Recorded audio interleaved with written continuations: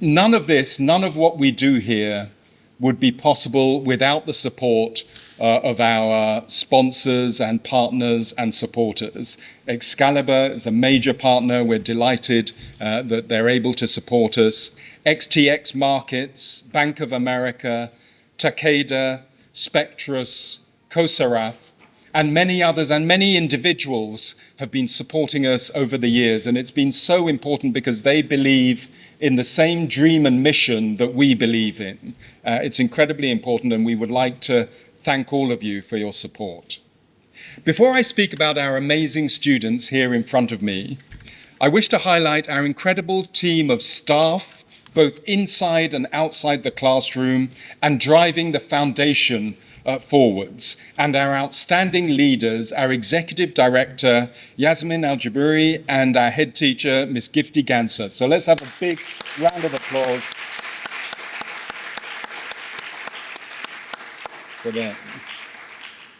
And I would also like to thank our parents, guardians, families of our students, and all our volunteers. It is a real pleasure to see you all here today, and I'm delighted that you've entrusted your young women to our care for the year so that they can really unleash their potential and go on and achieve amazing things out in the world. And you too are visionaries in seeing the opportunities that are available to them. So thank you very much, and let's give them a round of applause as well. Now, let me turn my attention to the ASA graduating class of 2025. So here we are, at the end of a long year. You are joining an elite group of amazing young women who have passed through the Africa Science Academy. Oh, wait, stop, hold on a second. This is exactly the same speech I did last year. I'm not going to do the same boring speech that I did. No, I'm not going to do it. No, forget it. No, we're not doing that. We'll do something different. Just the other day, my son Matthew, he said to me, don't do the same boring speech you did in the last 9 years. You've got to do something different. So I said, okay, we'll do something different. 9 years. We've been running the school now for 9 years. Next year is our 10th anniversary. And every year, that's great, isn't it? Every year I come and I meet the students that are graduating, and every year we have another group of brilliant, fearless young women who are going out there to take on the world. It's astonishing, and you as a group are as amazing as any group that I've seen over the last 9 years. Incredible. 9 years, time passes so quickly, and I was imagining if I had a time machine, I would love to meet all those brilliant, fearless women scientists across the ages who have changed the world. If I could choose, with my time machine, I would fly back 1,600 years to Egypt, to Alexandria. There was a woman called Hypatia, the first woman, the first mathematician that we know of, that we know by name, who did brilliant things. Did you know came out of Africa, from Egypt, from the libraries of Alexandria, a brilliant mathematician, astronomer, philosopher. Her classes were so popular that people would come from all over the Mediterranean, all over, just to sit there and listen to her teach and speak about mathematics and astronomy and philosophy.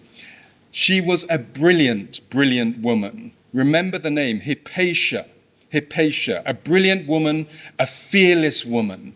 But you know, I wouldn't stop there.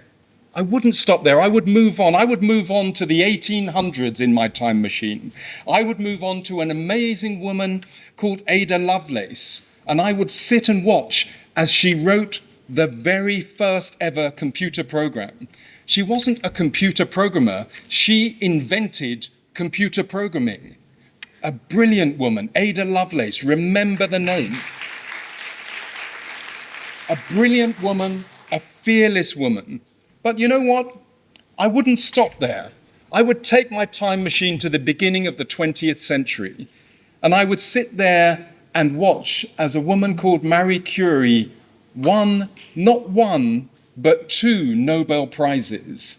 The only person, not just the only woman, the only person to have ever won 2 Nobel Prizes in scientific subjects, in chemistry and in physics. And I would be there with my time machine watching her as she achieved that amazing feat. Remember the name, Marie Curie, a brilliant woman, a fearless woman. But I wouldn't stop there, no. I would go on to 1962, to NASA, to the space age, the space race in America, to the West Area Computing Unit, where a group of all black women were computers. They were called computers because they computed. Before computers existed, these women were actual computers. They would do everything by hand.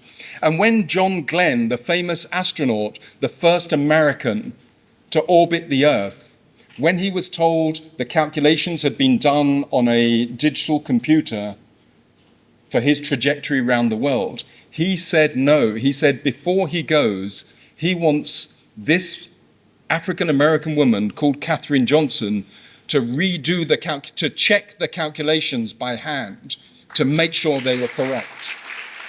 And she did. Remember that name, Katherine Johnson? She checked them by hand. A brilliant woman, a fearless woman.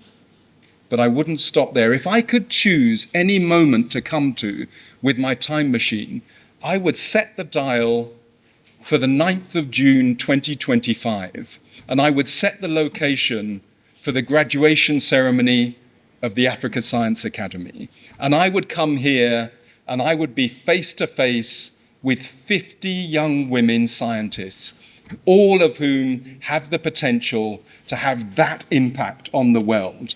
I would choose to be here with you right now, right at the start of your journeys, right at the start of your careers, right at the start of the AI age, where the world is going to change and you are going to change it. You will leave the Africa Science Academy and you will go on to do absolutely amazing things. You will change Africa, you will change the world. So if I could choose any time, I would be here with you now. And when you come up on this stage and your names are mentioned, I'm going to remember every one of those names, because you are brilliant women, you are fearless women, and you are going to change the world. Class of 2025, congratulations.